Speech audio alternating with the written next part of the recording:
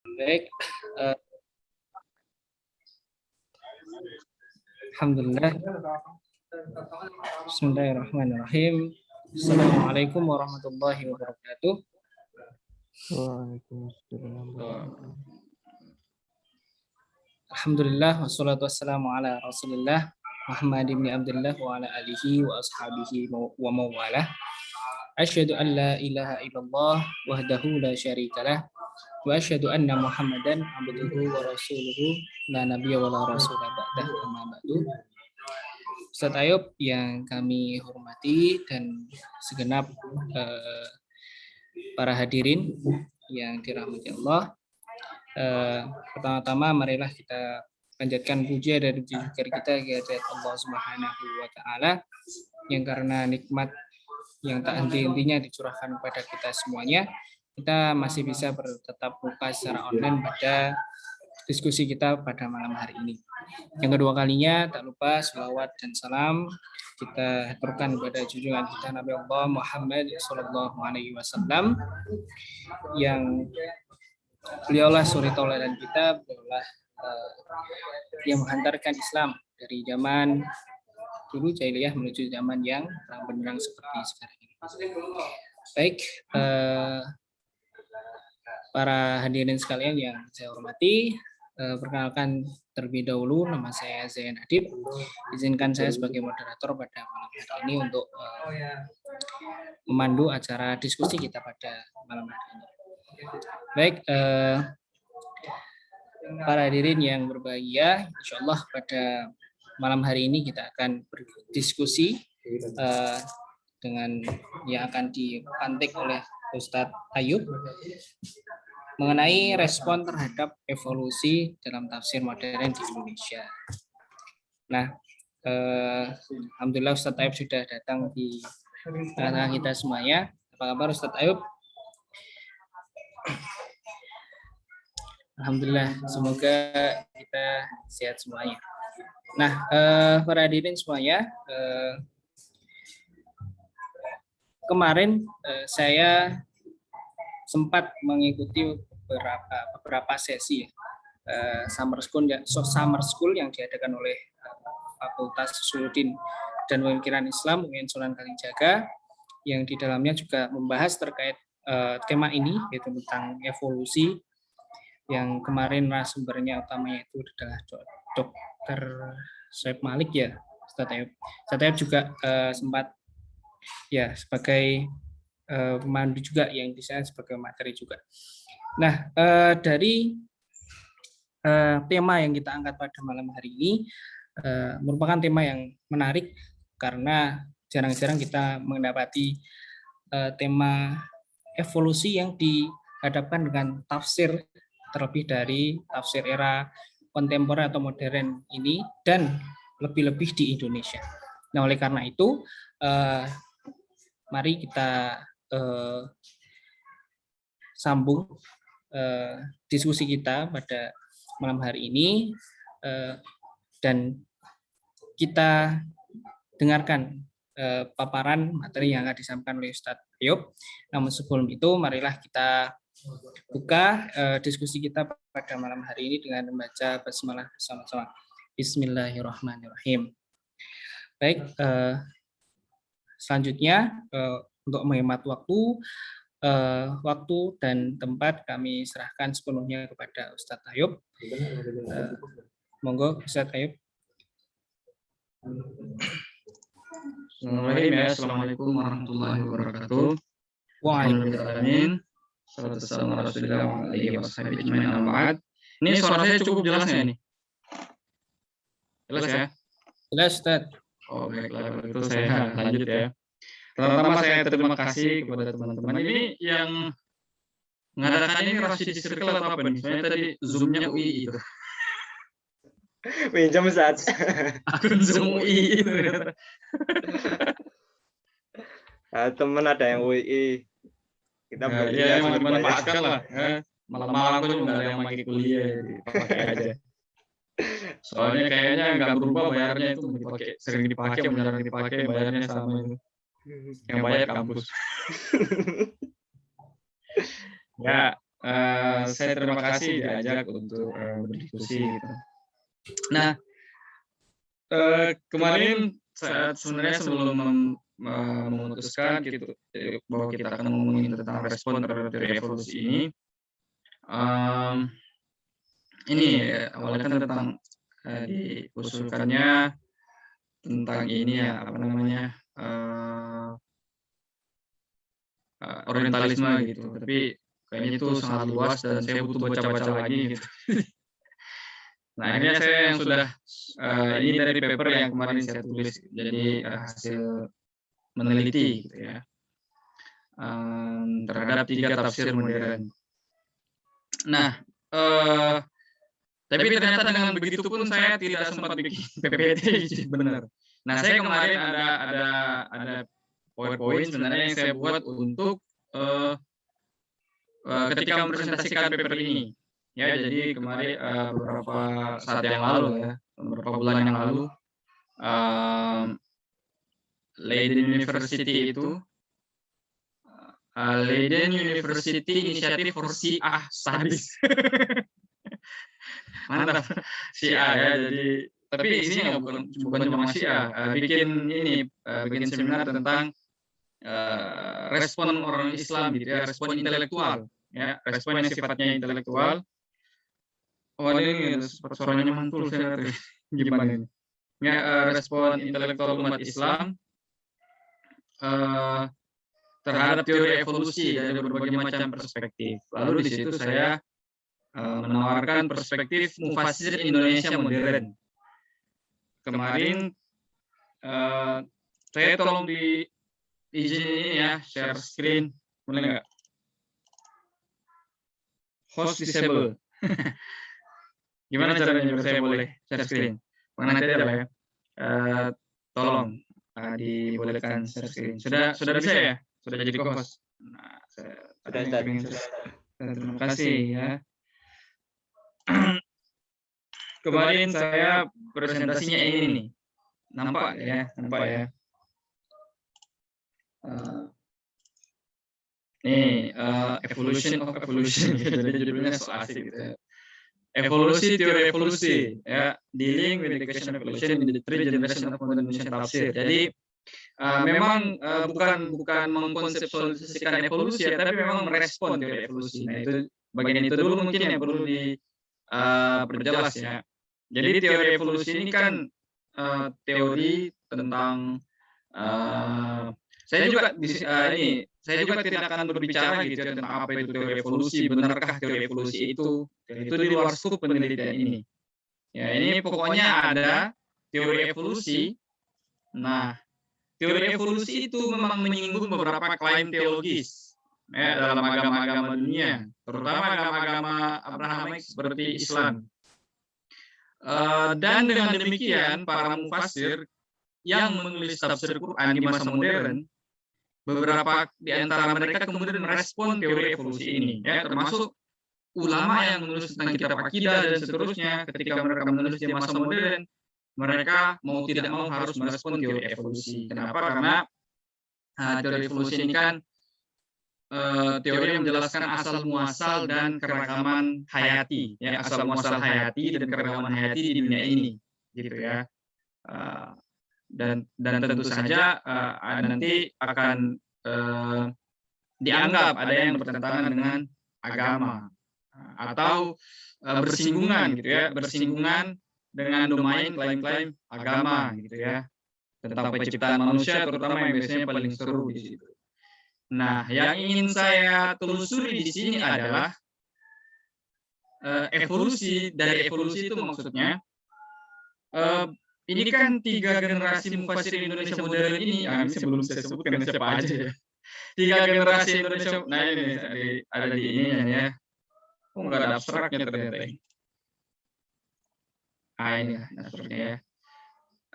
Pendahuluannya kayak begini ya. Jadi intinya itu saat ini itu sudah banyak sekali sebenarnya riset diadakan untuk melihat respon orang Islam terhadap teori evolusi. Ada juga yang bahkan menulis respon terhadap teori evolusi itu melampaui Harun Yahya. Harun Yahya itu sangat dominan ya, dan kita lihat nanti ada efeknya juga ternyata. Eh, tapi Indonesia itu belum ada yang riset setahu saya. Jadi paper ini kalau saya nanti terbit, tolong didoakan anak-anak para santri yang soleh. Ini bisa jadi yang pertama kali bahas ini. Padahal ini tema yang sebenarnya cek-cek banget dari perspektif orang Indonesia gitu. Tapi dari perspektif orang luar itu belum ada gitu. Belum ada mengangkat pemikirannya mufasir Indonesia terhadap teori evolusi itu belum ada setahu saya. Yang menulis dalam bahasa Inggris dan menulis secara runut respon-responnya. Nah, paper ini itu akan atau yang saya bahas di sini itu tiga tafsir yang sangat terkenal dan berpengaruh luas. Kenapa? Karena memang ditulis untuk kalangan orang umum. Ya.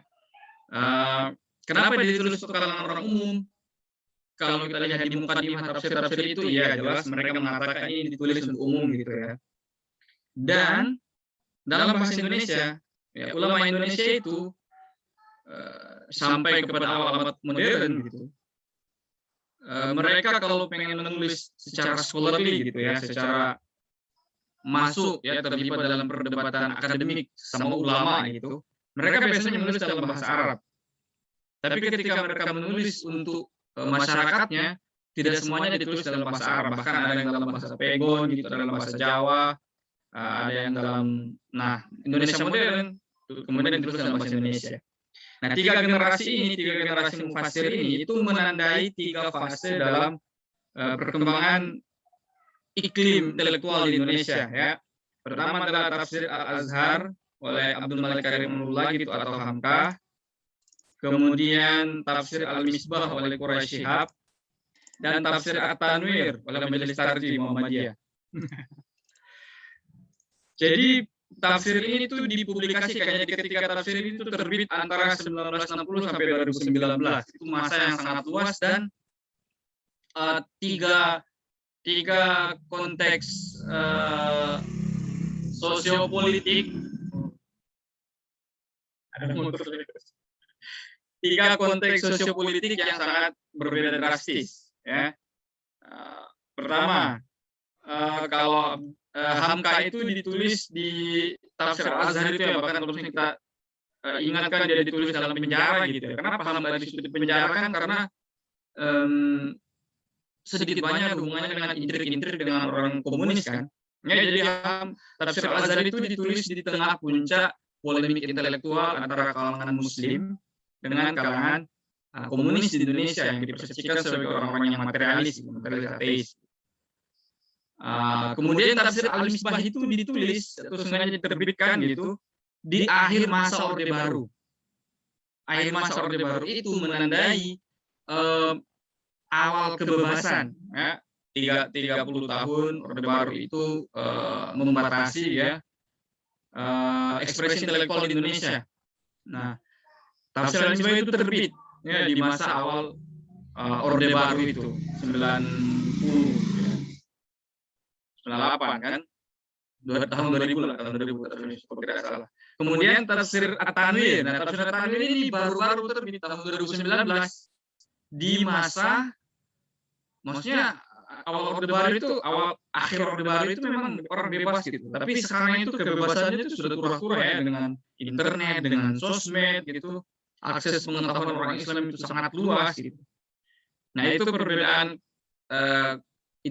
konteks intelektual ketiga tafsir ini. Kenapa menarik untuk dibandingkan gitu prosesnya gitu. Makanya kan evolusi responnya itu seperti apa. Kemudian tapi ada persamaan di antara semua tafsir ini ya. Persamaan di antara semua tafsir ini adalah mereka semua itu ditulis untuk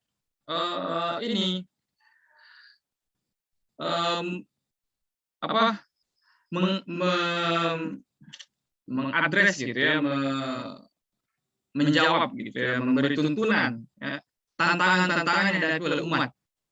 Ya, jadi tantangan yang dihadapi oleh umat menurut persepsi sisi mufasir itu. Ya. Itu satu kan. Kemudian dua, ketiga tafsir ini itu sangat afirmatif terhadap sains. Mereka bahkan ketiga pemufasir ini ya Hamka, Quraisy Shihab, dan anggota majelis tadi gitu. Mereka semua itu selalu ingin menunjukkan bahwa Al-Quran itu tetap relevan, bahwa Al-Quran itu bahkan ada unsur mujizatnya, dengan cara menunjukkan bahwa ia sesuai saja dengan semangat modern, termasuk sesuai dengan sains modern. Nah, di sini kan ada tensi ya teman-teman ya. Kalau kita meneliti kan kita harus cari kayak tarik menariknya ya. Kan kita bisa lihat tarik menarik di situ kan. Di antara niat para mufassir ini dengan teori evolusi. Pertama, mereka itu ingin menjawab tantangan yang ada. Kemudian mereka ingin menunjukkan bahwa Al-Quran atau Islam itu selalu relevan dengan cara menunjukkan kesesuaiannya dengan sains. Nah, bagaimana kira-kira kalau tantangannya itu justru muncul dari sains? Jadi dapat kayak gitu ya. Jadi di satu sisi kayak pengen menjawab tantangan umat, di satu sisi pengen afirmatif terhadap sains. Nah, tapi gimana kalau misalnya tantangannya itu justru muncul dari sains? Nah, saat ini di antara semua temuan sains sepertinya yang selalu menjadi diskusi hangat para orang beragama ya terus orang Islam adalah evolusi itu. Maka dari situ saya kemudian gimana ya kira-kira para ulama ini merespon teori evolusi gitu. Apakah ada bagian dari teori evolusi itu yang mereka terima? Apakah ada bagian dari teori evolusi itu yang mereka tolak? Apakah semuanya ditolak, semuanya diterima? Terus kalau misalnya yang ditolak itu langkah tafsirnya itu seperti apa? Gitu ya. Jadi teknik tafsir yang digunakan untuk menolak suatu aspek dari teori evolusi itu apa? Gitu. Terus kalau ada yang diterima, teknik tafsir yang dia pakai untuk menerima itu apa? Ya. Sebelum itu mungkin secara kasar aja ya. Aspek dari teori evolusi itu kan satu, itu bahwa deep time gitu ya. Deep time itu bahwa alam semesta ini itu umurnya sudah sangat tua. Gitu. Kenapa sangat tua? Karena proses evolusi itu hanya bisa berlangsung dalam waktu yang lama. Terus dua, bahwa makhluk hidup itu berasal dari satu nenek moyang yang sama. Seluruh makhluk biologis itu berasal dari satu nenek moyang yang sama, yaitu makhluk bersel tunggal yang kemudian berevolusi ya. Dan yang tiga itu makhluk hidup itu beradaptasi dengan lingkungan, dan karena adaptasinya itu sangat ekstrim sehingga kemudian malah muncul spesies baru. Itu kan kurang lebih komponen dari evolusi seperti itu. Saya tidak akan masuk terlalu dalam ke situ gitu ya. Tapi kita akan lihat misalnya gimana para mufassir itu merespon teori evolusi.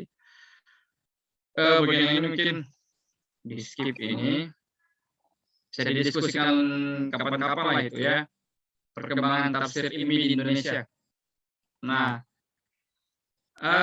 di bagian pertama kita lihat dulu nih penciptaan alam semesta. Nah, cara saya untuk melihat bagaimana para mufassir ini merespon teori evolusi, ya saya cek di bagian-bagian yang mungkin akan bersinggungan dengan teori evolusi. Nah, yang pertama adalah tentang penciptaan alam semesta. Penciptaan alam semesta itu biasanya disebut sebagai kosmologi ya, atau kosmogoni. Nah, memang penciptaan alam semesta itu memang teori evolusi itu nggak terkait secara langsung dengan penciptaan alam semesta, ya. Karena teori evolusi itu tidak berbicara tentang penciptaan alam semesta ini, tapi ke penciptaan biologis, penciptaan makhluk biologis. Nah, tapi kemudian ada dua aspek dari penciptaan alam semesta ini yang biasanya memunculkan masalah. Itu tadi ya, pertama aspek deep time tuh. Ya, jadi teori evolusi kan mengatakan umur alam semesta ini sudah sangat tua. Nah, di sini sebenarnya dalam tradisi agama yang lain ada yang disebut sebagai ini nih, yang Earth Creationism ya, kelompok kreasionis bumi muda itu kalau berbahasa Inggris kan. Mereka ini sekelompok orang-orang Kristiani ya, sekelompok saja, karena tidak semua orang Kristiani berposisi seperti ini. Tapi ada beberapa kelompok Kristiani yang membaca Bible itu dengan literal, dan kalau memang dibaca secara literal, itu tuh dalam Bible itu tuh umur semesta itu baru 6.000 tahun. Nah, jadinya ketika teori evolusi mengatakan dari fosil makhluk-makhluk yang ditemukan itu umur semesta ini mestinya lebih tua, 7 jutaan tahun. Nah, ini satu ya. Nah, dalam Islam kan paling yang kemudian menjadi permasalahan kita adalah, nah kalau dalam Islam sendiri kan tidak ada ini ya, tidak ada ketentuan fix gitu ya. Sudah berapa lama umur alam semesta ini, berapa lama dia diciptakan oleh Tuhan. Nah, meskipun dalam Al-Qur'an ada beberapa ayat yang mengatakan bahwa alam semesta ini diciptakan dalam sab'ati ayyam gitu ya, 7 hari, kata yaum. Nah, kemudian kan kalau kita lihat mufassir klasik, beberapa di antaranya benar-benar karena terpengaruh oleh Israiliyat, nah ini nanti akan ada hubungannya dengan pendekatannya Hamka ya. Benar-benar menganggap ya udah semesta ini perlu diciptakan 6 hari gitu ya, hari 24 jam itu. Nah, tapi kan yaum itu dalam bahasa Arab ternyata bisa juga diartikan sebagai fase atau masa. Nah, beberapa penafsir modern itu, nah termasuk di antaranya ya Hamka, kemudian tafsir Al-Azhar, Al-Misbah, dan tafsir At-Tanwir itu semuanya menafsirkan yaum itu. Jadi di sini nggak ada masalah gitu ya. Jadi kita tidak terjebak sama pendapat literal itu. Kenapa? Karena kata yaum ini memungkinkan untuk dimaknai sebagai 6 masa, dan 6 masa itu ya bisa berapa tahun gitu kan. Ditambah lagi dengan dukungan ayat Al-Qur'an yang lain yang menyatakan jumlah tahun di sisi Allah itu kan kalau disangati memang ardu dan seterusnya kan macam ya. Di Al-Ma'arij itu kan banyak ayatnya ya. Jadi 1 tahun kita itu beda dengan 1 tahun dalam hitungan Allah itu. 1 hari gitu ya. 1 hari beda dengan 1 tahun, 1 hari dalam hitungan Allah. Itu satu. Kemudian secara kebahasan yaum juga bisa diartikan masa gitu, bukan ini. Nah, itu ya, jadi sampai di sini aman lah ya. Kemudian, nah ini nanti akan kita lihat bagaimana para mufassir itu meresponnya. Yang kedua adalah tentang ini, ya. Jadi kalau kita lihat narasi penciptaan dalam Al-Qur'an itu, penciptaan alam semesta yang menciptakan samawati wal ardh lah gitu ya. Itu semuanya tujuannya satu doang, itu untuk menunjukkan adanya pencipta. Jadi seluruh ayat Al-Qur'an itu kan menceritakan tentang proses penciptaan itu gunanya buat apa sih ya? Untuk menunjukkan adanya pencipta gitu.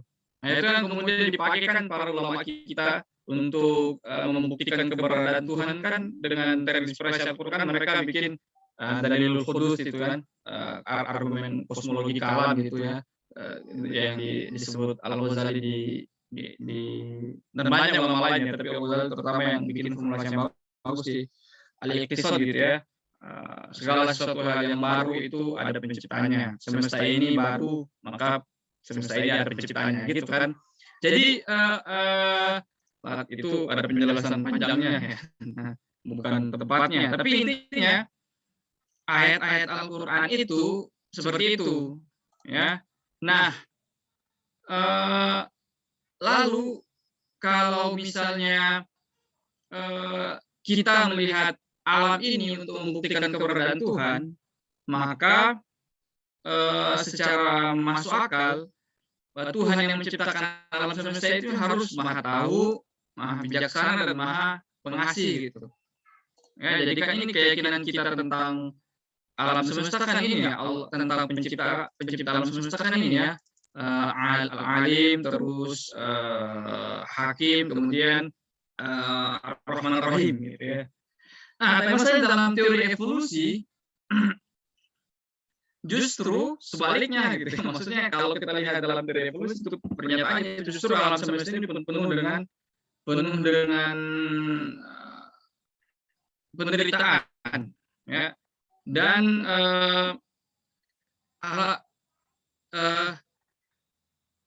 kalau misalnya alam semesta ini diciptakan oleh Tuhan kan untuk makhluk hidup kan berarti alam semesta ini didesain sedemikian rupa gitu ya, supaya makhluk hidup bisa hidup di dalamnya, terutama manusia gitu ya. Jadi alam semesta ini didesain sedemikian rupa supaya manusia dan seluruh makhluk hidup bisa hidup di dalamnya. Nah, tapi kalau teori evolusi itu justru sebaliknya.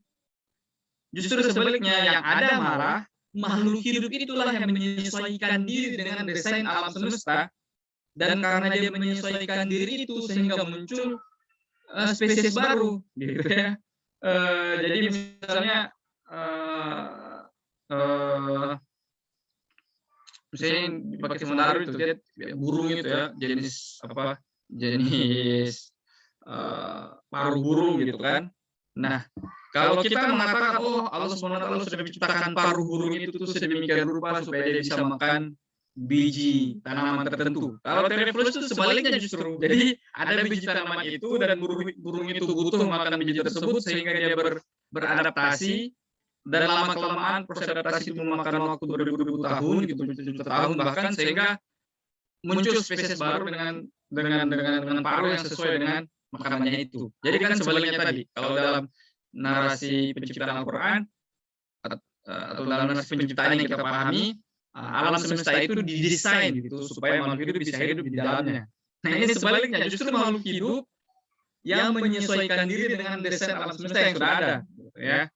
Dan dalam proses menyesuaikan diri itu banyak yang punah karena gagal untuk menyesuaikan diri.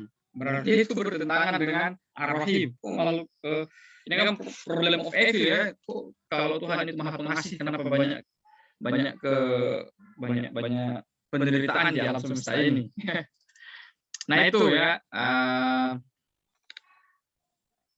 Nah itu pembukaannya, secara pembukaan sudah kelamaan banget. Nah terus bagaimana para mufasir kita itu menghadapi hal ini?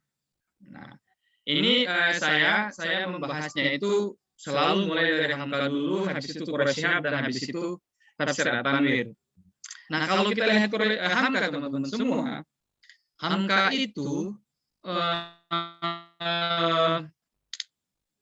ini mengatakan bahwa hal yang perlu kita lakukan pertama-tama adalah ini, ya. Jadi kita harus membersihkan terlebih dahulu pemahaman kita terhadap ayat Al-Quran dari pengaruh-pengaruh Israiliyat. Dan di sini kita tahu Hamka itu mengikuti jejak langkahnya Abdul dan Rashid Ridho dalam tafsir Al-Manar ya. Kalau kita lihat beliau dua ulama ini tuh memang cukup kritis lah terhadap Israiliyat. Nah, karena kata Hamka ya, kalau kita ini ngikutin Israiliyat melulu, itu akan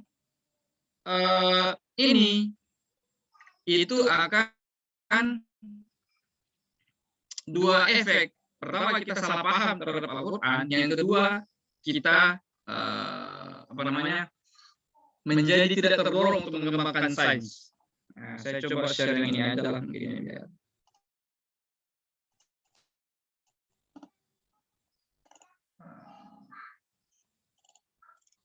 Lebih enak. Sebenarnya saya ada PPT dan cuma kurang bagus.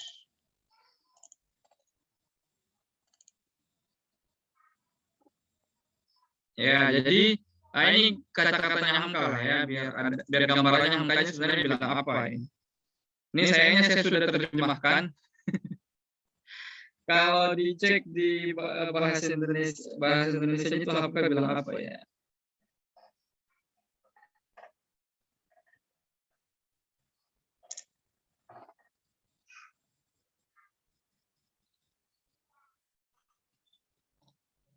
Ini.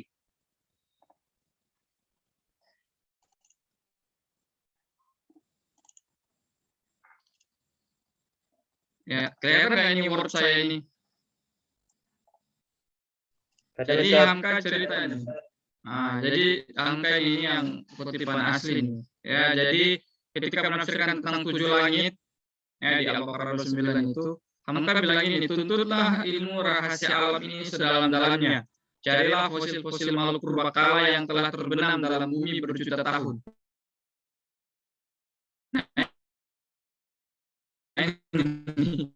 Ya. Pakailah teori Darwin dan lain-lain. Ini secara eksplisit yang ngomong kayak gitu. Moga-moga saja kian lama kian terus bertambah pula iman kita akan adanya Maha Kuasa. Jadi bagi dia memakai teori Darwin untuk melacak asal usul semesta ini itu justru bisa meningkatkan keimanan. Tapi dia ini kasih nih ya, kasih pembatas nih. Tapi janganlah sekali-kali dengan ilmu kita yang terbatas mencoba membatalkan ayat dan ilmu Allah yang tidak terbatas.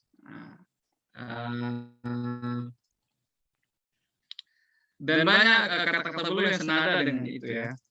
Kalau kita kembali ke sini yang lebih sistematis di ayat ini, jadi Hamka mengatakan itu, ya kita harus menerima bahwa alam semesta ini itu diciptakan dalam 6 hari atau 7 hari, bahwa oke bos.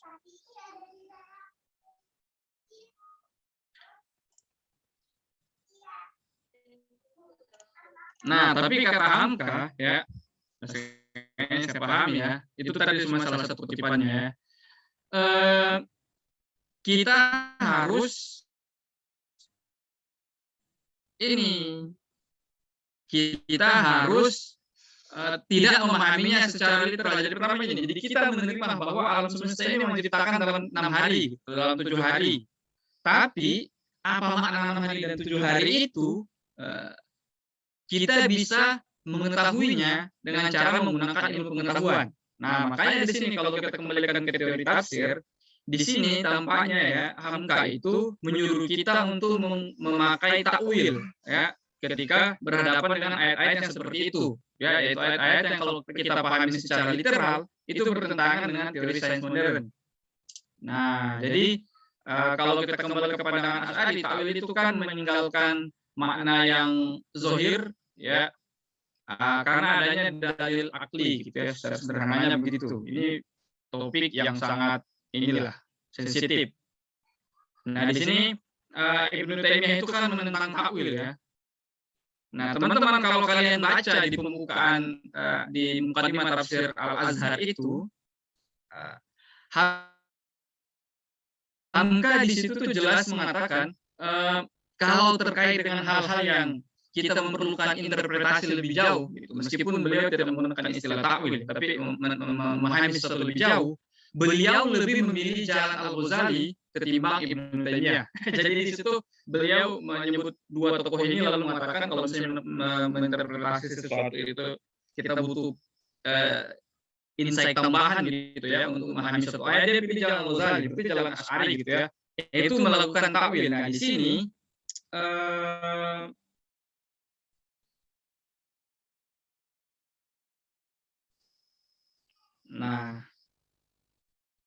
tapi di sini kita jangan berkata atau jangan menyangka bahwa Hamka itu melakukan takwil terhadap ayat Al-Quran gitu. Makna zahir dari ayat Al-Quran itu semata-mata berdasarkan sains. Ya, jadi bagi Hamka tidak seperti itu ya, karena itu akan menjadi takwil yang tercelah itu, karena sains bagaimanapun kan zon tidak sampai level burhan lah gitu ya. Nah, Hamka punya penjelasan tambahan. Dia mengatakan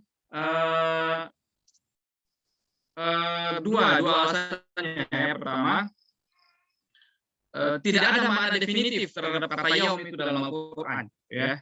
Nah, tadi sudah kita sebut. Yang kedua, hadis gitu, kata dia, hadis yang tampaknya mengafirmasi penciptaan alam semesta itu selama 6 hari doang gitu, itu bermasalah ya. Jadi ketika tidak ada wahyu yang secara kemudian ini berikutnya yang menarik nih, kata Hamka, pendapat para sahabat gitu ya atau asar yang kemudian seolah mendukung pemaknaan literal terhadap ayat-ayat tersebut itu biasanya terpengaruh oleh ide-ide Israiliyat. Kenapa? Karena memang beberapa sahabat itu kan mu'allaf Yahudi gitu ya. Dan bagi Hamka ya Israiliyat itu bisa ditolak, bisa diterima. Dalam hal ini dia menolak gitu ya Israiliyat itu. Kenapa? Karena temuan saintifik karena berarti di sini dia mengedepankan temuan saintifik modern dibanding Israiliyat. Jadi meskipun Israiliyat itu mengatakan udah semesta ini benar diciptakan 6 hari doang gitu, tapi temuan sains modern itu mengatakan nggak seperti itu. Maka kita tidak boleh menafsirkan Sittatu Ayyam itu dengan mengambil Israiliyat, tapi kita ambil tafsir temuan modern untuk membantu kita memahaminya. Sehingga apa? Sehingga kata ayam itu harus ditakwil, bukan hari 24 jam. Ya, kemudian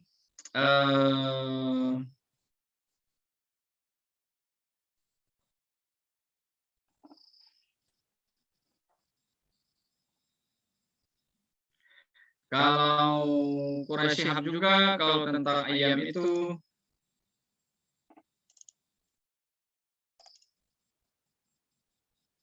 Oh, ini untuk penjelasan. Kalau Quraisy Shihab juga, sekarang kita masuk ke Quraisy Shihab gitu ya. Nah, ini di sini. Ya tidak seperti Hamka, Quraisy Shihab itu tidak secara eksplisit menyebut teori evolusi, ya. Kalau tadi kan Hamka secara eksplisit ya menggunakan teori evolusi gitu. Jadi kata ayam itu jangan kita artikan 6 hari karena salah satu yang menjadi petunjuk bahwa itu bukan hari 24 jam, itu adalah teori evolusi, kurang lebih begitu. Nah, kalau Quraisy Shihab dia tidak secara eksplisit gitu menggunakan teori evolusi atau menyebut teori evolusi gitu. Tapi beliau juga apa namanya? tidak ini ya, tidak menerima pemaknaan literal gitu ya. Nah, ini dia mengatakan begini ya, ayat Al-Qur'an tentang penciptaan semesta dalam 7 hari itu tidak boleh diartikan sebagai 7 kali 24 jam menurut waktu bumi gitu ya. Karena kata yaum bisa diartikan sebagai periode dan seterusnya gitu ya. Jadi kurang lebih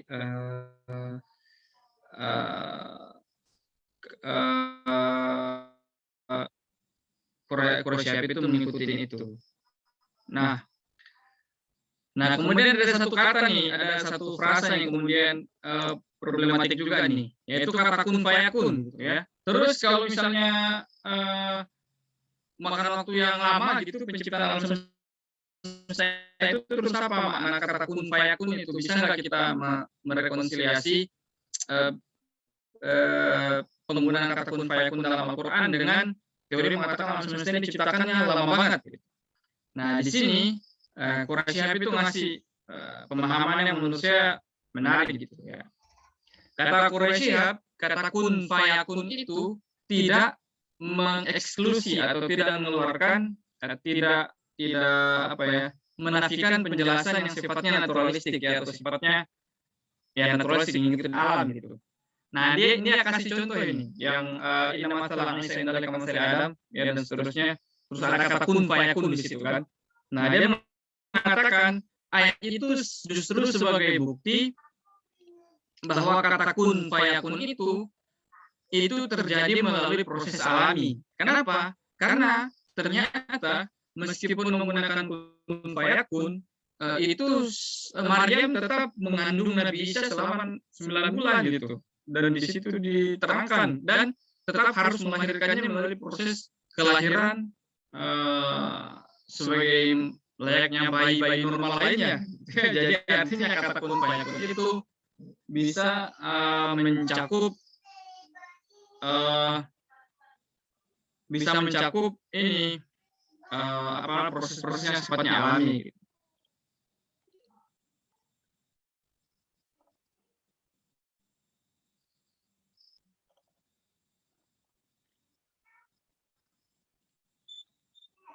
Nah, kemudian ada satu lagi nih unsur penting ya dalam teori dalam tafsir al-Misbah yang harus kita yang nanti ada hubungannya juga nih ya. Jadi Quraisy Shihab itu dalam tafsirnya mengembangkan konsep yang disebut sebagai hukum takwini dan al-hukum asy'ari ya. Nah, jadi ini ya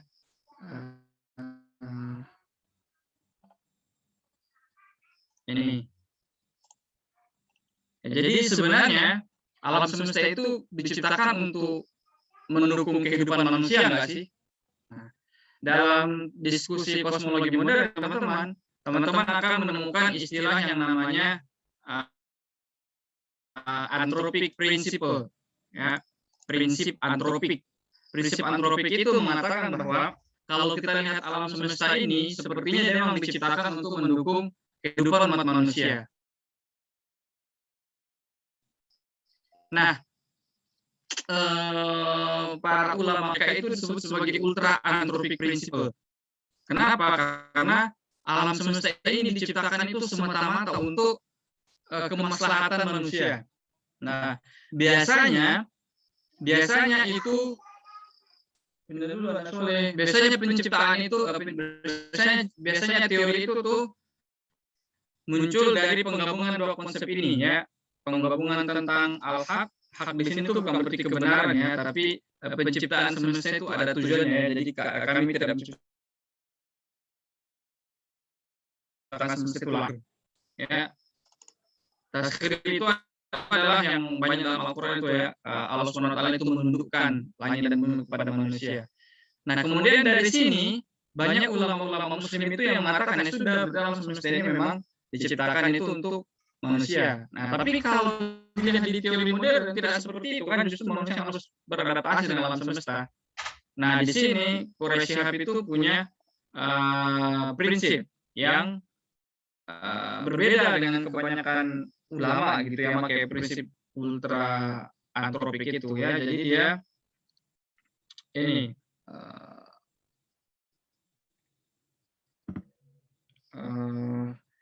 yang namanya hukum takwini dan hukum asy'ari. Ya, jadi kalau dalam hal alam ini manusia itu terkenanya hukum at-takwini. Hukum at-takwini itu kurang lebih hukum alam gitu ya. Kalau manusia nggak makan ya sudah dia mati gitu. Dan maka dia harus mematuhi hukum itu. Jadi kalau Quraisy itu alih-alih alam semesta ini itu diciptakan untuk menopang kehidupan manusia, justru alam semesta ini itu mencakup ada hukum-hukumnya di dalamnya yang manusia itu harus patuh kepada hukum-hukum tersebut. Nah, dan kepatuhan kepada hukum-hukum alam itu konsekuensinya sama dengan kepatuhan terhadap hukum syar'i. Konsekuensi di sini artinya kalau kita tidak patuh sama hukum alam, kita akan punah, binasa gitu di dunia ini. Sama dengan kalau kita tidak patuh sama hukum syar'i, kita akan binasa juga di dunia ini. Nah, bedanya apa? Bedanya yang namanya hukum takwin itu berlaku untuk seluruh makhluk hidup. Ya. Sedangkan hukum syar'i itu berlaku untuk manusia saja. Nah, berarti kalau kita melihat alam semesta ini dalam perspektif hukum takwin ini, itu manusia itu tidak spesial gitu ya. Jadi manusia tidak menempati posisi biologis yang spesial di alam semesta ini.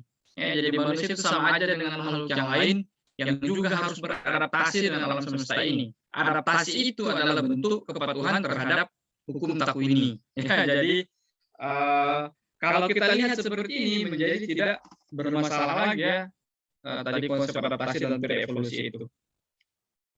Nah, jadi kalau kita lihat di sini meskipun Quraisy Shihab itu tidak berbicara secara eksplisit tentang teori evolusi dalam hubungannya dengan penciptaan semesta, tapi kalau kita lihat konsepnya tentang hukum takwini, terus hukum syar'i, kemudian tentang penafsiran tentang kun fayakun, itu kita lihat bahwa konsep semestanya Quraisy Shihab itu memungkinkan kita untuk menerima teori evolusi. Kenapa? Karena apakah makhluk hidup itu harus beradaptasi seperti apakah manusia dan makhluk lainnya beradaptasi? Iya bisa, karena ada yang hukum takwini. Apakah alam semesta ini umurnya pendek, umurnya hanya 60.000 tahun atau jutaan tahun. Nah, kalau kita sudah menerima dua prinsip itu sebenarnya dua prinsip yang menjadi prinsip penopang teori evolusi, ya, bahwa kita menerima adaptasi makhluk hidup dan kita menerima deep time. Deep time itu artinya alam semesta ini umurnya sudah sangat tua. Nah, konsepsi Quraisy Shihab tentang alam semesta itu memungkinkan kita untuk membayangkan terjadinya teori evolusi tentang alam semesta itu. Hamka juga demikian. Nah, terus bagaimana dengan tafsir At-Tanwir? Kalau tafsir At-Tanwir itu gimana ini?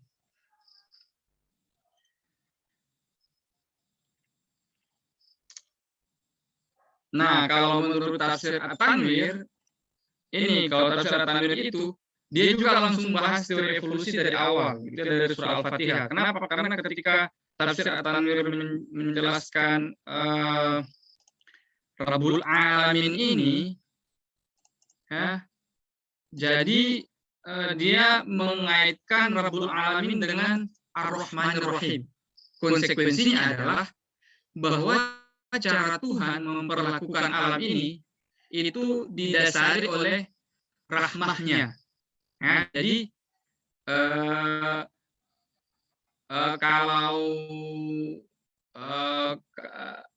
kalau misalnya kurang lebih ini bisa kalian koreksi nanti ya. Kalau misalnya dalam pandangan Asy'ari secara garis besar itu kan justru sifat qudrah dan iradahnya Tuhan yang lebih ditekankan gitu ya. Kenapa kok ada anak kecil yang terkena kanker gitu? Kalau Tuhan Maha Pengasih, ya itu karena Allah Subhanahu wa taala ala kulli syai'in qadir, dia mau dan iza arada syai'an yakun fayakun, kalau dia pengen dia ciptakan dan dia mampu untuk itu. Dan kita tidak punya hak mempertanyakan gitu karena dia di luar domain moral ya. Tuhan itu di luar domain moral. Jadi nggak bisa dituntut dengan persoalan problem of evil gitu, problem kesengsaraan di dunia ini. Nah, kalau tafsir At-Tanwir itu teman-teman kalau kalian baca, itu tuh justru sifat kemaha kuasaannya Tuhan itu dalam tanda kutip itu dibatasi oleh sifat maha pengasihnya. Ya, jadi segala sesuatu yang dia lakukan itu Ar-Rahman Ar-Rahim itu yang menjadi dasarnya banget. Nah, sehingga tafsir At-Tanwir ini itu sejak awal sudah menolak teori evolusi. Kenapa? Karena kata mereka kalau kita lihat teori evolusi itu banyak makhluk yang punah gitu. Dan proses penciptaan alam semesta ini itu melewati proses yang kejam gitu. Kalau kita teori evolusi maka itu bertentangan dengan sifat rahmah Allah. Jadi tafsir At-Tanwir sebagai tafsir yang paling baru itu justru yang paling eksplisit menolak teori evolusi. Nah, itu kalau kita ngomong penciptaan semesta. Maaf ini kelemahan jadinya ya. Ini bagaimana nih Pak Moderator waktunya?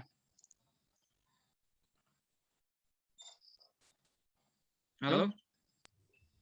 Ya, Dad.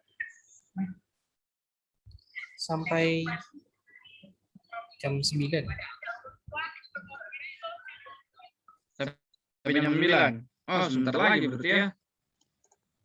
Kalau begitu saya pakai ini aja ya.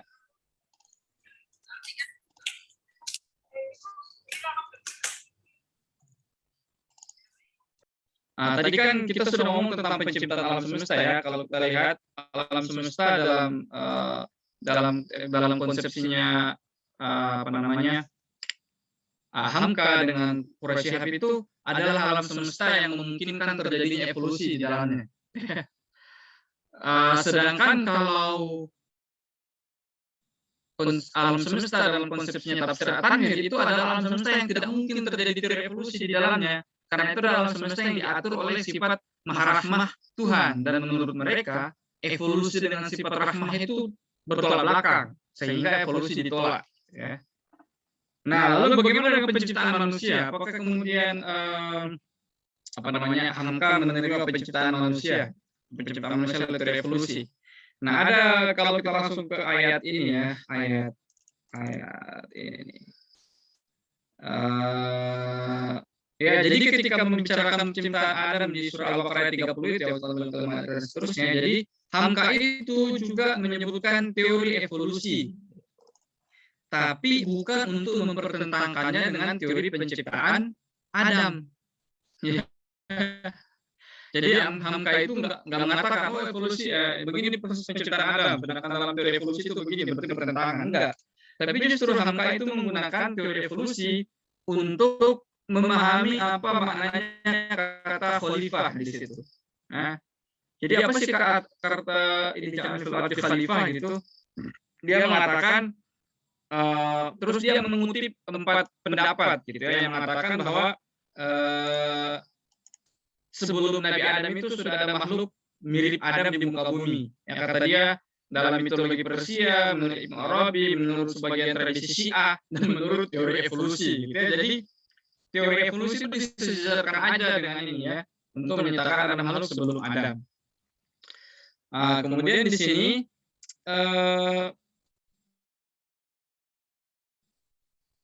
ini mungkin yang paling penting. Ya, jadi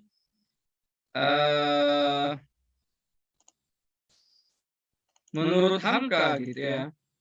Nanti teman-teman mungkin bisa baca di makalahnya supaya lebih detail.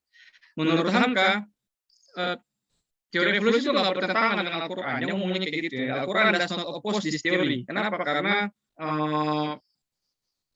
ya itu ya, Al-Quran tidak menentang teori ini. Tidak menentang teori bahwa sebelum Adam ada makhluk mirip Adam ya, sebelum Nabi Adam itu sendiri. Nah, dia pakai kata khalifah di situ. Jadi kata khalifah itu memungkinkan kita memahami seperti itu. Kemudian ini ya, jadi menerima teori evolusi itu ya, menganggap bahwa misalnya ada makhluk hidup sebelum Adam yang diciptakan melalui teori evolusi itu benar gitu, itu tidak kufur ya. Jadi kata-kata aslinya apa ya?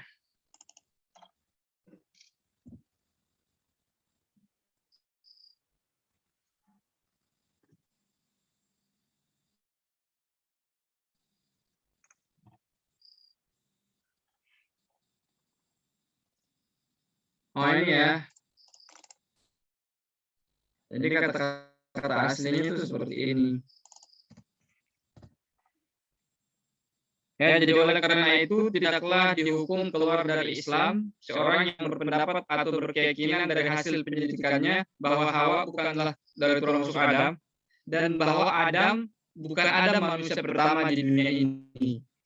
Jadi Hamka mengatakan seperti itu, tidak ditolak. Gitu ya. Tapi di sini Hamka tidak mengatakan ini pendapat saya. Dia cuma bilang, kalaupun ada orang berpendapat seperti itu tidak membuatnya keluar dari Islam. Ya, tapi dia nggak bilang ini pendapat saya. Kemudian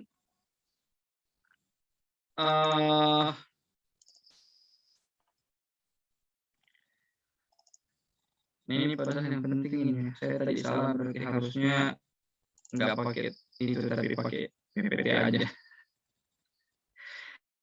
Nah, kalau Quraisy sendiri gimana? Kalau Quraisy sendiri, mungkin kalian pernah Google gitu di YouTube manusia purba dan Nabi Adam menurut Quraisy gitu. Nah, sebenarnya yang disampaikan Quraisy di YouTube itu tuh adalah sama persis sama yang dia sampaikan di di tafsirnya ya. Jadi di tafsirnya itu Quraisy ngomong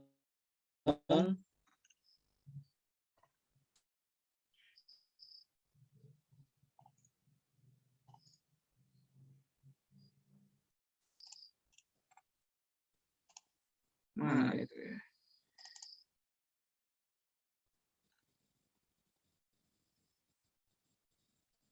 Ya, saya lupa aku nyimpan di mana kutipan aslinya gitu. Tapi yang penting ini ya. Dia mengatakan bahwa dalam Al-Quran itu manusia diciptakan, penciptaan manusia itu cuma menyebutkan A sama Z-nya gitu ya. Nah ini ya, jadi dalam Al-Quran itu manusia itu jadi gini ya, penciptaan manusia itu mungkin A sampai Z gitu ya. Kemudian dalam Al-Quran itu yang disebutkan cuma A sama Z-nya. Nah, A itu apa? A itu adalah ketika Allah Subhanahu wa taala itu meniupkan ruh gitu ya. Bukan, ketika Allah Subhanahu wa taala itu mencipta dari tanah. Kemudian Z-nya adalah jadinya Nabi Adam. Nah, kata Quraisy, apa yang terjadi antara B dan Y itu tidak disebutkan. Sehingga bisa kita cari apa yang terjadi antara B dan Y itu bisa kita cari melalui sains. Nah, kemudian kalau kalian ingat tadi penafsiran beliau tentang kun fayakun itu, di sinilah jadi relevan kan? Ketika Nabi Adam itu diciptakan dengan kun fayakun, maka kalau di dalam kun fayakun itu mungkin saja terjadi proses alami, maka apa yang terjadi antara Nabi Adam itu diciptakan dari tanah, kemudian sampai ditiupkan ruh, itu mungkin saja terjadi proses alami juga di situ. Dan berapa lama waktu yang diperlukan, itu tidak harus sekejap, bisa jadi berlangsung selama lama sekali. Gitu ya. Jadi meskipun Quraisy itu dia bilang kita nggak boleh menerima teori evolusi atau menolak teori evolusi berdasarkan Al-Quran saja. Itu juga poin penting dari Quraish Shihab ya. Tapi kalau kita lihat penafsiran beliau, sebenarnya beliau itu membuka peluang untuk menerima teori evolusi gitu ya. Meskipun dia juga nggak bilang, oleh karena itu saya terima teori evolusi, dia nggak bilang gitu. Sama dengan Hamka gitu ya, jadi dia juga saya terima teori evolusi. Tapi dia membuka peluang ya bahwa dalam semesta ciptaan Allah ini teori evolusi mungkin terjadi, mungkin juga tidak.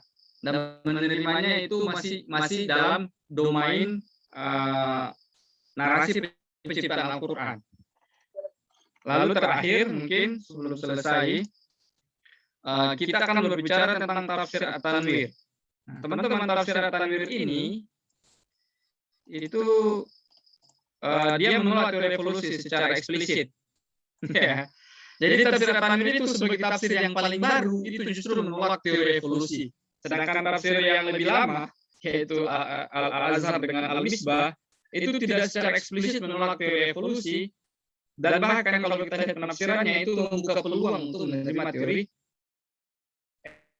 evolusi. Nah, kenapa tafsir At-Tanwir menolak teori evolusi? Tafsir At-Tanwir menolak teori evolusi itu ada dua. Ini kelihatan ya? Kelihatan ya? Mas Zayan?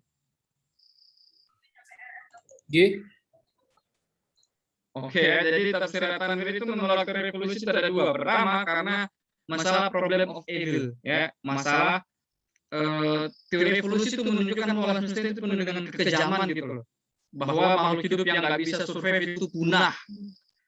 Nah, kata dia itu bertentangan dengan konsep Alhamdulillahi Rabbil Alamin Ar-Rahman Ar-Rahim. Jadi Rabbul Alamin itu Allah SWT sebagai Rabb alam semesta itu didasari oleh sifat Ar-Rahman Ar-Rahim. Sehingga kalau kita terima teori evolusi, kita menganggap bahwa Allah itu nggak Ar-Rahman Ar-Rahim, karena teori evolusi itu meniscayakan adanya kepunahan, adanya makhluk yang tidak survive dan seterusnya. Jadi kita lihat di sini sebenarnya tafsir At-Tanwir itu kayak mengamini gitu argumen para evolusionis yang mengatakan nggak mungkin ada Tuhan di alam semesta ini, karena kalau ada Tuhan yang maha pengasih, kenapa alam ini penuh dengan kekejaman? Dia ngomong kayak gitu kan. Dari Darwin sampai Dawkins itu ngomong seperti itu. Nggak sama persis, tapi kurang lebih seperti itu argumen mereka. Nah, kemudian tafsir At-Tanwir itu seolah mengafirmasi itu, makanya kami nggak menerima evolusi. Itu satu alasannya. Kemudian alasan yang kedua adalah, dan ini yang menarik kemudian, bahwa tafsir At-Tanwir itu menerima pendapatnya Harun Yahya. Jadi Harun Yahya itu menolak evolusi ya, mungkin kalian sudah pernah dengar ya Harun Yahya atau Harun Yahya itu. Tafsir At-Tanwir itu menganggap teori Harun Yahya itu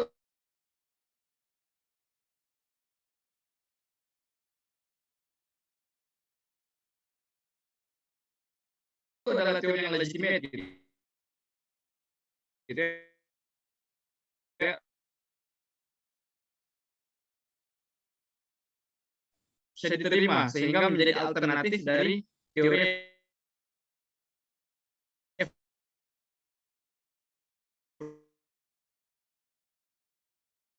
evolusi. Jadi dua.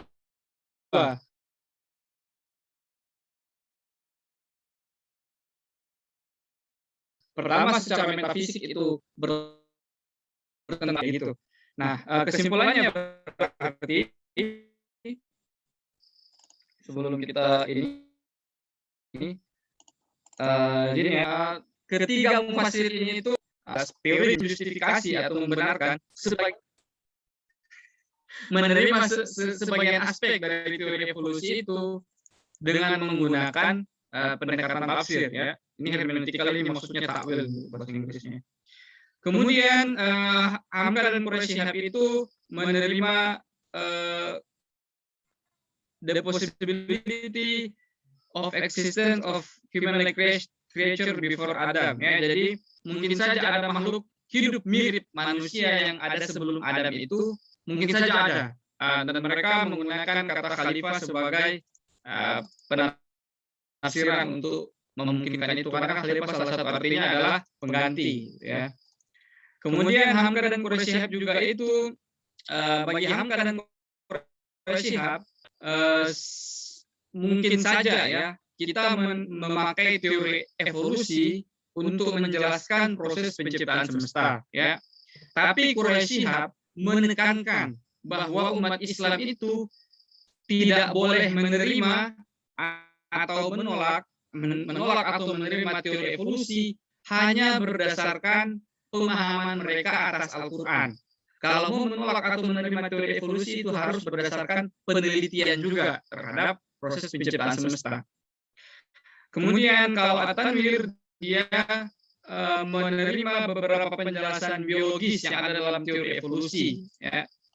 Tapi dia menolak teori evolusi secara umum.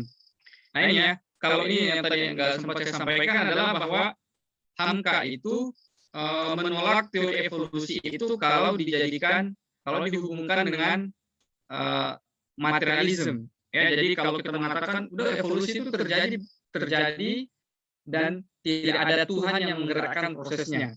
Kurang lebih seperti itu. Tapi kalau kita misalnya mengatakan evolusi terjadi tapi itu semua terjadi dalam di bawah kekuasaan dan kendali penuh dari Allah. Nah, itu masih bisa diterima, ya. Tapi kalau naturalistik dan ateistik, evolusi terjadi dan itu membuktikan tidak adanya Tuhan, itu nggak diterima oleh Hamka, gitu ya. Dan Quraisy Shihab dan semua tafsir. Tapi At-Tanwir itu satu-satunya di antara semua tafsir ini yang menolak teori evolusi berdasarkan argumen rahmah. Jadi karena Tuhan itu maha pengasih, maka nggak mungkin teori evolusi diterima. Ya, saya lewat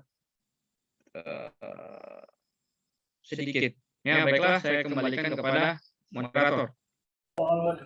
Baik, terima kasih kepada Ustadz Ayub atas paparan materinya yang sangat kompleks dan sangat lengkap mengenai pandangan tiga tafsir yang ada di Indonesia sekarang ini, yaitu tafsir Al-Misbah, kemudian tafsir Al-Azhar, dan tafsir At-Tanwir. Baik, untuk hadirin semuanya, pada kali ini saya akan buka sesi diskusi dan pertanyaan. Silakan, saya buka 3 panelnya bagi yang ingin bertanya. Baik, sudah ada 2 orang yang mengangkat tangan. Silakan kepada Ustadz Ilham Ibrahim. Waktu dan tempat disilakan. Oke, terima kasih kepada Mas Moderator. Ini sebenarnya tadinya saya mau buat konten berita ini karena menarik, tapi karena kesimpulannya ternyata tafsir At-Tanwir menolak evolusi, jadinya kayaknya nggak clickbait gitu. Nah, yang ingin saya tanyakan adalah yang pertama itu kan Hamka sama Quraisy Shihab itu kan tadi katanya agak membuka lah untuk kita menerima evolusi gitu. Nah, di sini apakah Hamka itu dan Quraisy Shihab ini hanya cocok logis saja? Apakah Hamka dan Quraisy Shihab itu hanya menganggap Tuhan itu hanya sebagai kausa prima gitu, sehingga segala kejadian di alam itu diserahkan pada hukum kausalitas semata gitu. Nah, ini mungkin berseberangan gitu dengan paham Asy'ariyah gitu, yang menganggap Tuhan itu ya tahu gitu hal-hal yang partikular dan memang secara langsung Tuhan itu terlibat dalam pemusnahan maupun dalam penciptaan alam gitu di dunia ini. Jadi apakah Tuhan itu cuman cipta habis itu ya diserahkan pada hukum kausalitas begitu. Artinya kan diserahkan pada seleksi alam begitulah. Itu saja mungkin. Dan yang kedua mungkin ya, apakah Ayub itu juga meneliti di HPT mungkin ya, tapi ini mungkin beda konteks lah. Itu saja sih pertanyaannya satu aja. Apakah Hamka itu menganggap Allah Subhanahu wa taala itu hanya sebagai prima causa, setelah itu ya selesailah diserahkan ke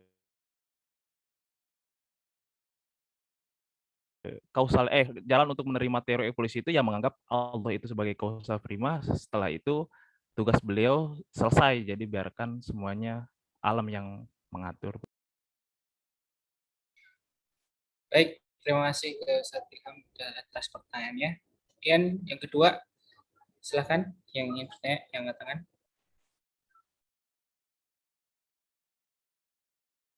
Izin Ustaz, suara saya terdengar? Yes. Sebelumnya, perkenalkan saya Araf dari MA Mualimin. Saya ingin bertanya, mungkin ini agak mencakup tema lain, mungkin. Yang ingin saya tanyakan begini. Tadi disebutkan bahwa apa ya? Saya lihat teori evolusi ini banyak pro kontra gitu. Dan ini juga atau garis besarnya adalah sejarah. Sejarah itu kan kayak kita tuh nggak tahu cara yang mana. Nah, pertanyaannya itu bagaimana kita untuk mempercayai gitu ya, kita nggak tahu gitu mana yang benar, tapi kita dipaksa untuk mempercayai salah satu gitu. Itu bagaimana Pak? Mungkin begitu. Baik. Apakah ada yang mau bertanya lagi? Satu penanya lagi untuk sesi kali Mungkin saya, Mas Zayan. Ini. Silakan. Izin bertanya Ustadz, ini kan cukup menarik ya, teori evolusi yang ditinjau oleh para mufassirin Indonesia berdasarkan tafsir-tafsir yang mereka punya, karya-karya mereka. Di sini sebetulnya wacana ini kan juga kalau saya melihat itu sedikit menyangkut teori tentang hubungan agama dan sains ya kan jadinya.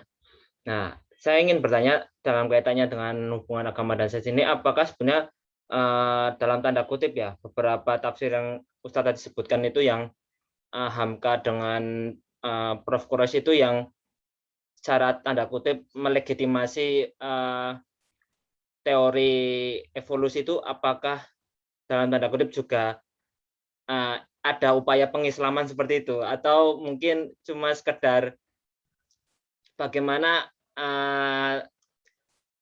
evolusi ini, teori evolusi ini mendapatkan legitimasi dari agama seperti itu. Dan apakah ada ini Masnya, bukan ya sekedar itu aja, apakah ada ini ya peranan worldview di sini juga?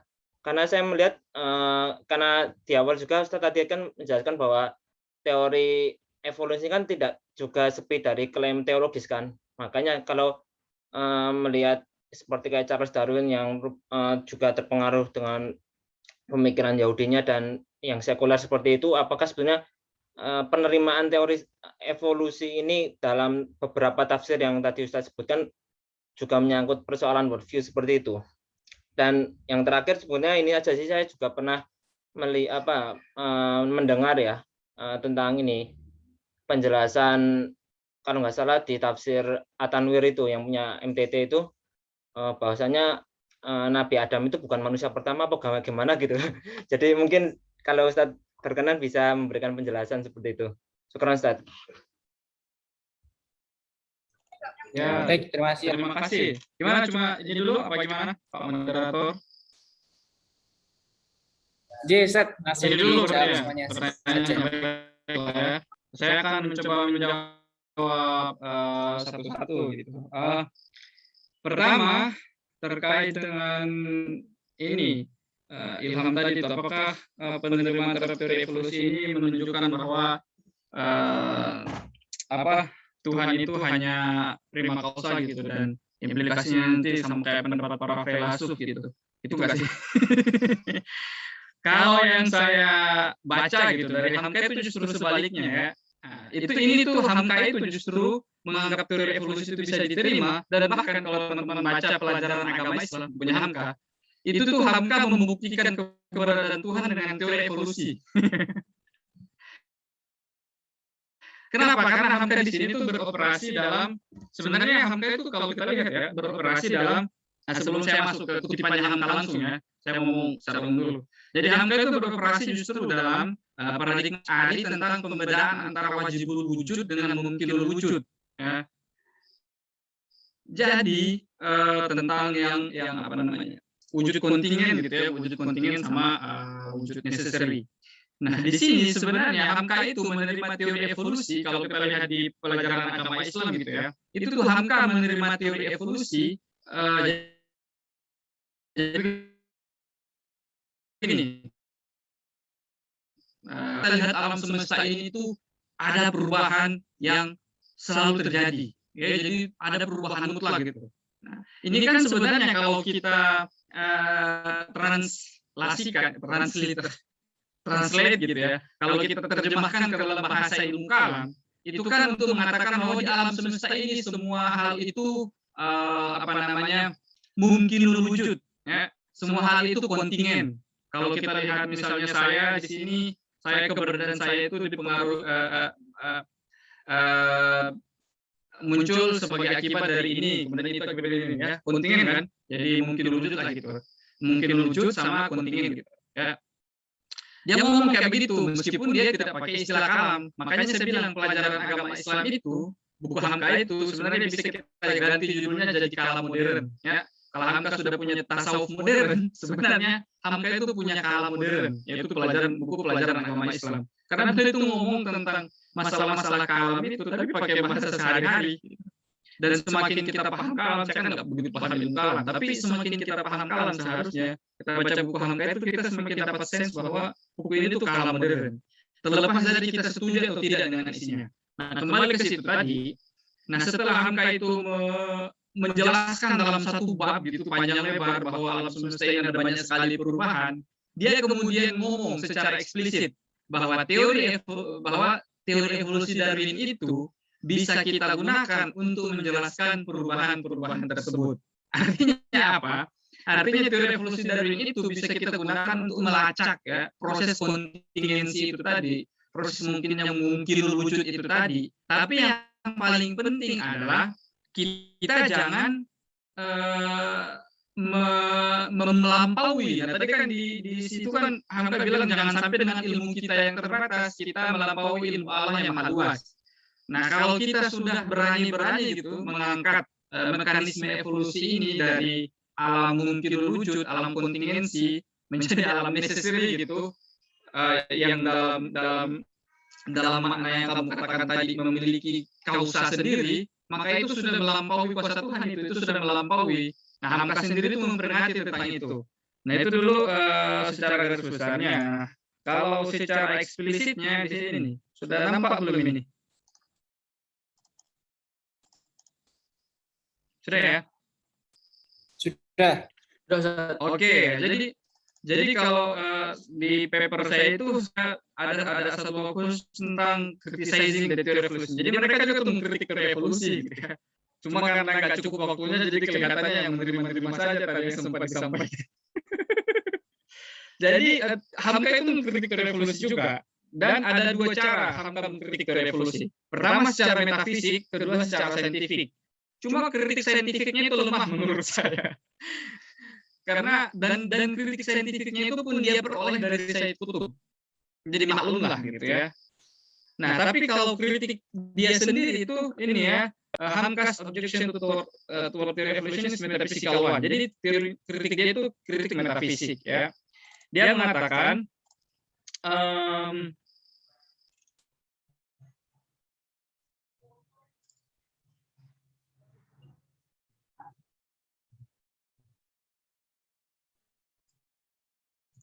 mana itu?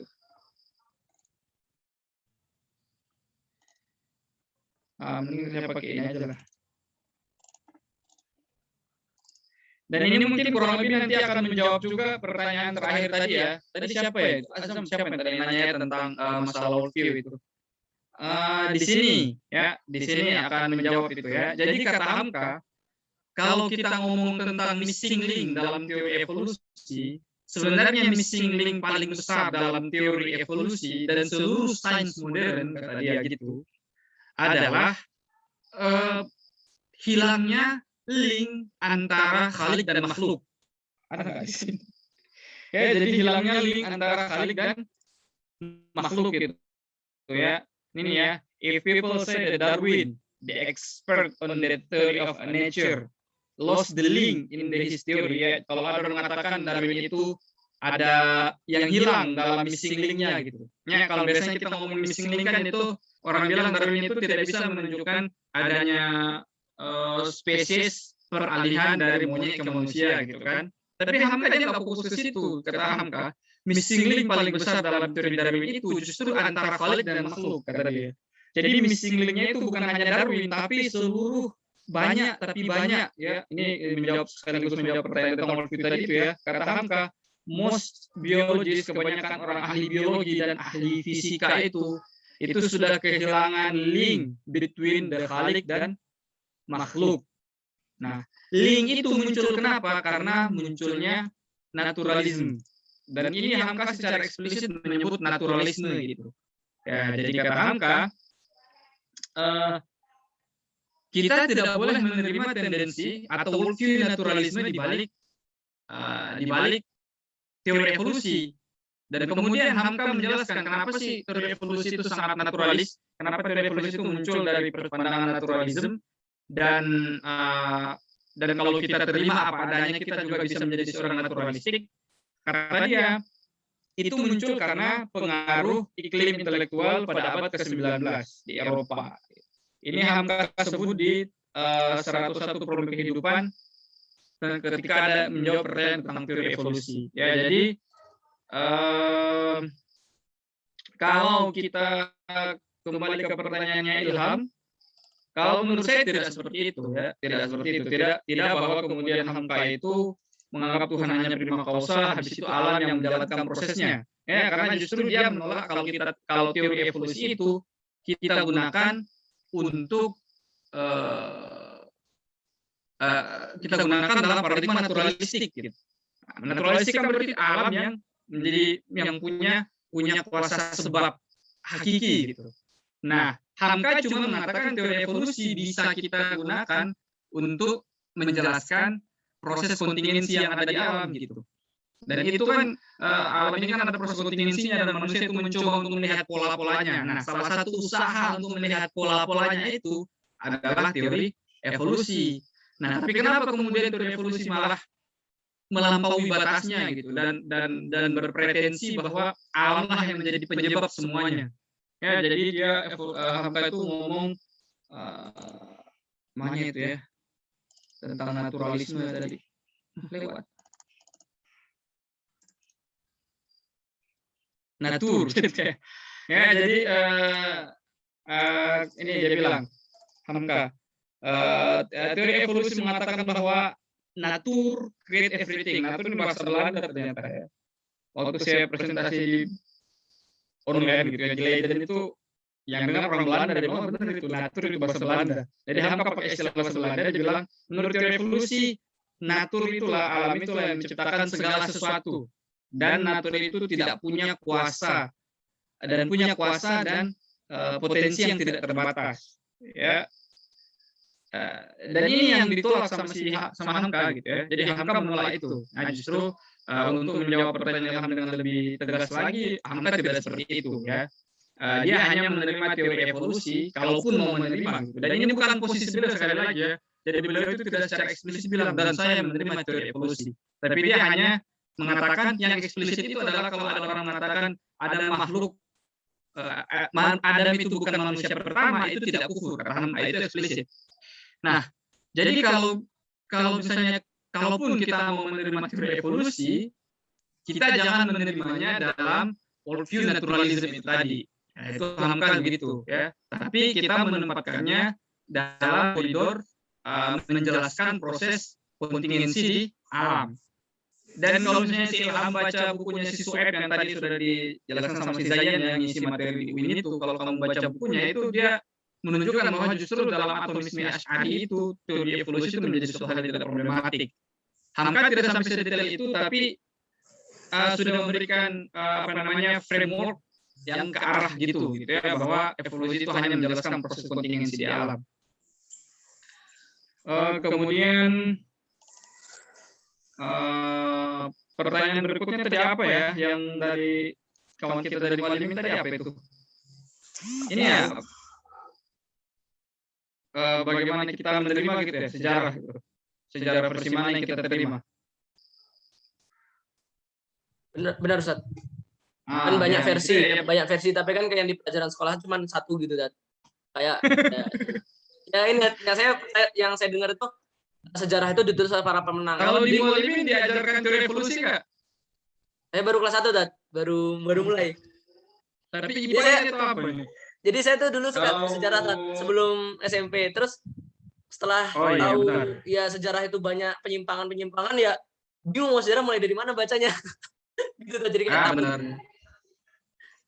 Ya benar. Jadi kalau sejarah itu tentu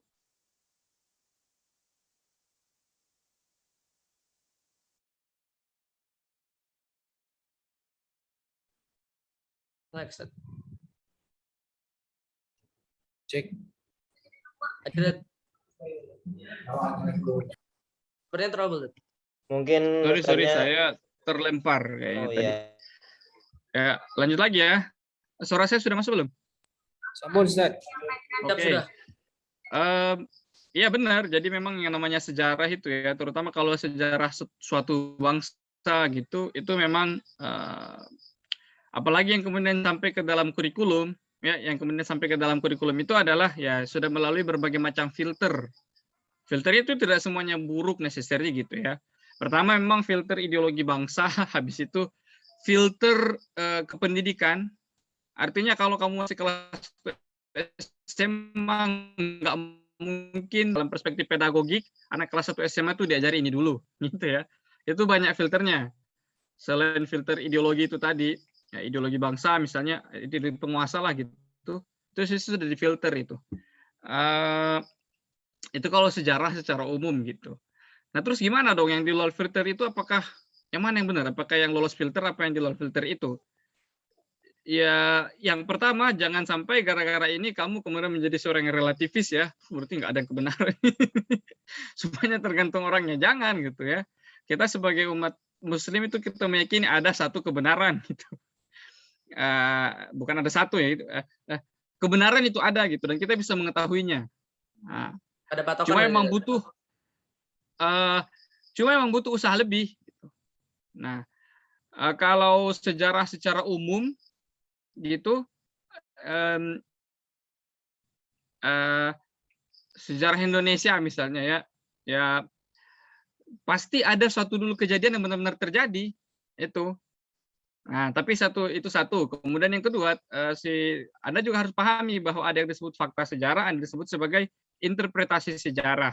Ya, meskipun buku sejarah itu menampilkan diri sebagai hanya menampilkan fakta gitu, tapi itu sebenarnya kurang lebih di dalam sana itu sudah ada interpretasi. Ya, interpretasi itu ya interpretasi sejarah. Nah, kalau kita kembali ke teori evolusi gitu. Ada fakta-fakta kerasnya gitu. Misalnya apa? Misalnya betulan ada fosil manusia purba. Itu betulan ada itu bukan rekayasa, itu beneran ada gitu. Ada kemarin baru aja ditemukan di dekat kampung saya di Sulawesi itu salah satu manusia purba paling tua gitu, di Sangiran dan seterusnya itu betulan ada itu fosil-fosilnya. Yang kemudian menjadi perdebatan misalnya antara pendukung teori evolusi dengan menolak teori evolusi adalah apakah memang gitu antara manusia purba yang punya tulang itu, yang tulangnya kita temukan itu, tulang manusia purba itu fakta gitu. Tapi kemudian apakah benar ada hubungan biologis antara kita dengan dia? Nah, jadi ini juga ya. Jadi kadang-kadang kan ada orang yang konsepsi tentang teori evolusi ya. Teori evolusi itu tidak pernah mengatakan bahwa manusia itu keturunan monyet gitu ya, atau kita ini adalah nenek moyang kita adalah monyet gitu, nggak pernah gitu. Tapi yang dibilang oleh teori evolusi adalah bahwa kita dan monyet punya nenek moyang yang sama. Nenek moyangnya amuba, gitu. Nenek moyangnya mau hidup bersel satu gitu. Nah, yang disampaikan oleh para mufasir ini, ya, kalau Hamka dengan Quraisy Shihab, kalau setidaknya sepembacaan saya gitu, nah, itu satu ya. Kemudian berikutnya patokan kebenaran kita dalam Islam itu kan banyak ya. Patokan kebenaran itu yang dalam teori epistemologi disebut sebagai sumber pengetahuan ya. Yang pertama itu tentu saja wahyu, yaitu Al-Qur'an dan hadis. Habis itu indra. Maka kalau misalnya ada orang yang menyampaikan hasil pengamatan indrawinya, ya itu kalau misalnya benar itu kita terima sebagai sebuah kebenaran. Habis itu akal yang sehat gitu. Nah, kalau kita kembali ke teori evolusi dan tafsir ini, para mufasir ini tuh hanya mengatakan, oke, ini ada namanya teori evolusi gitu. Maka saya ingin menguji kebenarannya dalam perspektif wahyu. Ini kan sebenarnya itu yang mereka lakukan. Nah, kalau tafsir At-Tanwir itu jelas dia mengatakan teori evolusi ini salah. karena bertentangan dengan wahyu. Nah, jadi kenapa? Tapi meskipun begitu, tafsir At-Tanwir tetap menerima beberapa penjelasan yang sebenarnya adalah bagian dari teori evolusi. Ya, misalnya apa? Misalnya bahwa makhluk hidup itu sudah diciptakan dalam proses yang lama gitu. Cuma tafsir At-Tanwir itu hanya menolak kalau manusia menolak teori evolusi secara umum. Ya. Kalau Hamka misalnya dan Quraisy Shihab itu memungkinkan ya, ada kemungkinan kita menerima teori evolusi gitu. Tapi kemudian mereka juga tetap menolak dari perspektif Al-Quran kalau kita mengamini teori evolusi itu lengkap dengan worldview naturalisme tadi itu yang saya sebutkan waktu menjawab pertanyaan Ilham itu. Kemudian kalau Quraisy Shihab dia mengatakan kita tidak boleh menerima atau menolak teori evolusi itu hanya berdasarkan pemahaman kita atas Al-Quran. Artinya apa? Artinya beliau mengatakan oke, ada Al-Quran seperti itu dan ayat-ayat Al-Quran tentang penciptaan manusia dan penciptaan alam semesta itu terbuka untuk ditafsirkan sesuai dengan kaidah-kaidah tafsir yang ada. Dan setelah dia beliau mencoba menafsirkan, beliau melihat tidak mesti dipertentangkan Al-Quran itu dengan teori evolusi, dengan perumpamaan beliau yang A sampai Z itu tadi. Kalian bisa cek di YouTube-nya itu sebenarnya banyak orang yang kaget itu berarti dia nggak pernah baca tafsir Al-Misbah itu. Karena itu sama persis sama yang beliau sampaikan di tafsir Al-Misbah. Itu kayak kopas antara YouTube itu dengan tafsir Al-Misbah. Jadi kalau sudah baca tafsir Al-Misbah itu udah nggak kaget lagi gitu ya. Soalnya kan setelah Pak Quraisy Shihab ngomong begitu di YouTube itu banyak yang langsung mengutip. Oh ternyata begini ya, berarti ketahuan nggak pernah baca tafsir Al-Misbah yang sudah terbit dari tahun 2000. 20 tahun kemudian kaget, nggak baca berarti. Saya juga baru baca. Berarti selama ini kita abai nggak baca baik-baik tafsir Al-Misbah itu. Padahal dari dulu beliau ngomong kayak gitu. Orang masih nanya aja, Prof, mana duluan Adam atau manusia purba? Nggak pernah baca tafsirnya Quraisy Shihab berarti itu. Nah, kembali ke situ. Jadi kalau dalam perspektif Quraisy Shihab, kalau kita mau menguji kebenaran teori evolusi sebagai fakta historis, dia mengatakan kalau misalnya dia mengatakan untuk membuktikan kebenarannya jangan pakai jangan pakai Al-Quran saja, jangan pakai pemahamanmu terhadap Al-Quran saja. Ya karena saya pahamnya Al-Quran begini, maka teori evolusi itu harus ditolak gitu. Jadi kalau misalnya kita agak nakal gitu ya, mempertemukan tafsir Al-Misbah dengan At-Tanwir, itu tafsir Al-Misbah itu akan mengkritik tafsir At-Tanwir. Karena tafsir At-Tanwir itu menolak evolusi begitu saja berdasarkan konsepnya tentang rahmah gitu. Tafsir Al-Misbah bilang nggak boleh begitu. Nah, katanya kalau pengen menolak teori evolusi, itu teliti sendiri. Nanti kamu sampai kepada kesimpulan saintifik yang menentang itu, baru di situ kamu boleh nolak. Nah, kita menolak atau menerima teori evolusi bagi Quraisy Shihab itu tidak berefek kepada keimanan kita terhadap Al-Quran. Ya, kurang lebih seperti itu. Dan Hamka juga kurang lebih seperti itu. Ya, itu ya. Kemudian yang terakhir tadi tentang apakah mereka langsung menerima atau menolak tidak ada proses islamisasi gitu misalnya yang menerima. Kayaknya sedikit banyak sudah terjawab tadi ya sepanjang saya menjelaskan gitu bahwa dalam proses menerima mereka juga itu jelas mereka masang koridor-koridor gitu ya.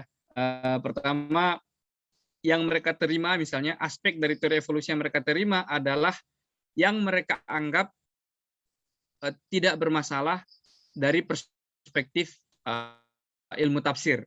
Misalnya apakah ada makhluk mirip manusia sebelum Nabi Adam?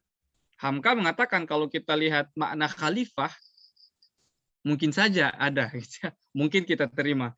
Terus apakah Adam itu penciptaannya secara miraculous, secara ijaz gitu, di luar hukum alam, khawarikul adah, atau melalui proses natural?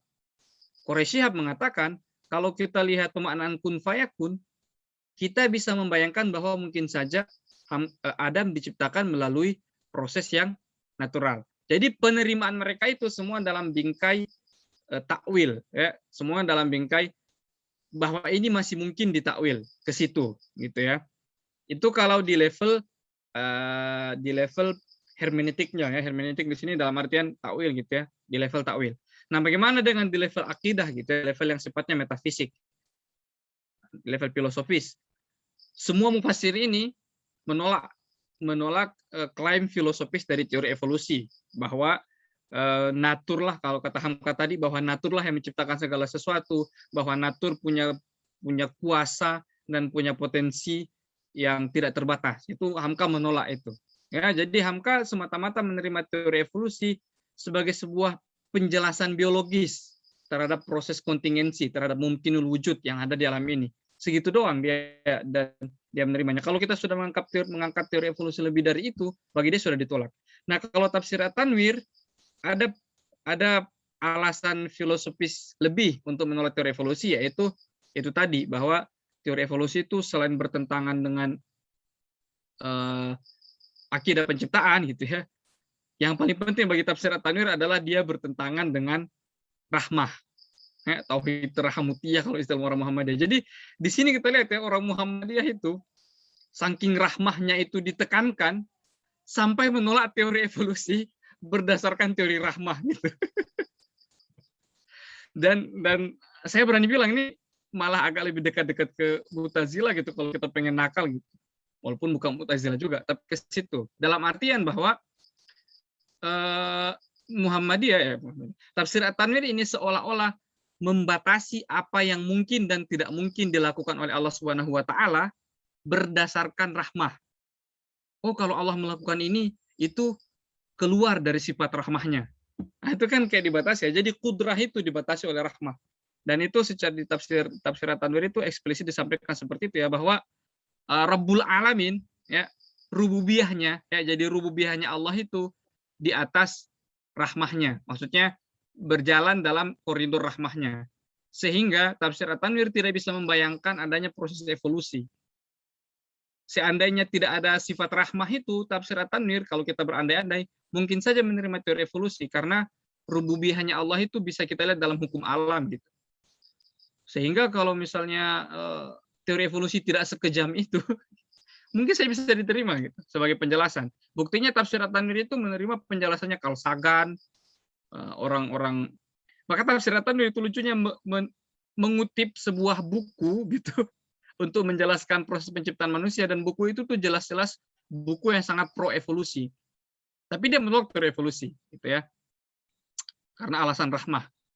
Dan ini mungkin yang paling penting nih terkait dengan perkembangan tafsir di Indonesia. Tafsir At-Tanwir itu menolak teori evolusi karena pengaruh Harun Yahya gitu ya. Jadi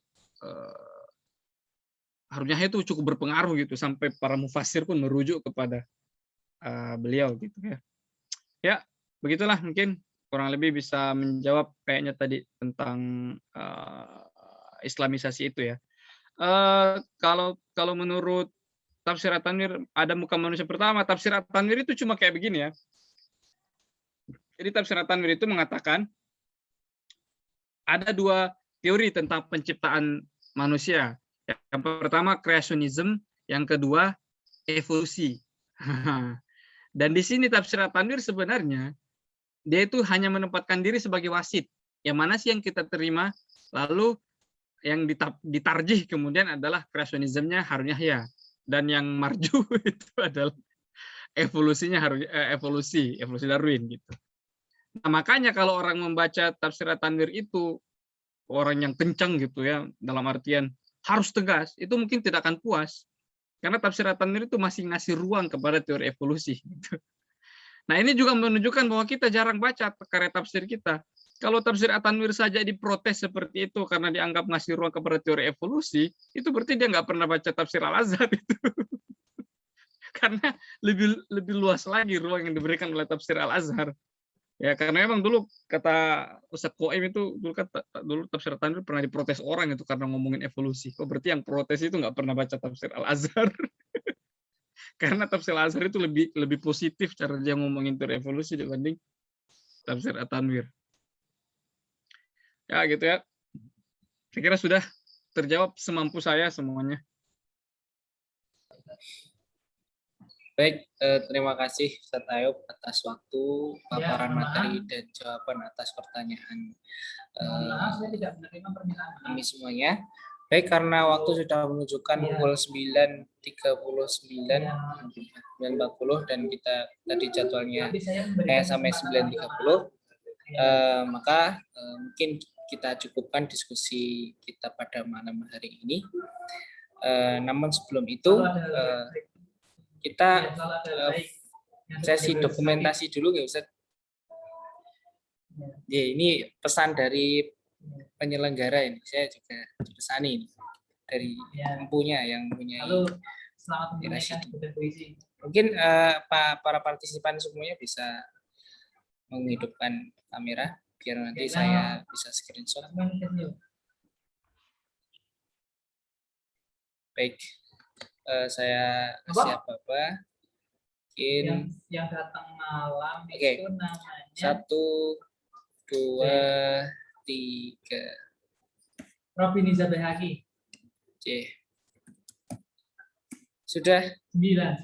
Terima kasih sebelumnya. Kembali lagi pada Ustaz Tayyib yang sudah meluangkan waktunya bersama kita pada malam hari ini.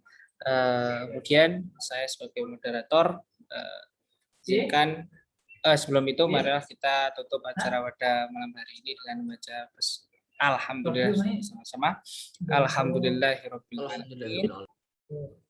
Semoga acara ini bisa terus berlangsung, diskusi kita bisa tersambung pada lain waktu dan lain kesempatan. Saya sebagai moderator izin undur diri, bila ada salah kata mohon maaf. Saya akhiri, billahi taufiq wal hidayah. Wassalamualaikum warahmatullahi wabarakatuh. Waalaikumsalam. Waalaikumsalam warahmatullahi wabarakatuh.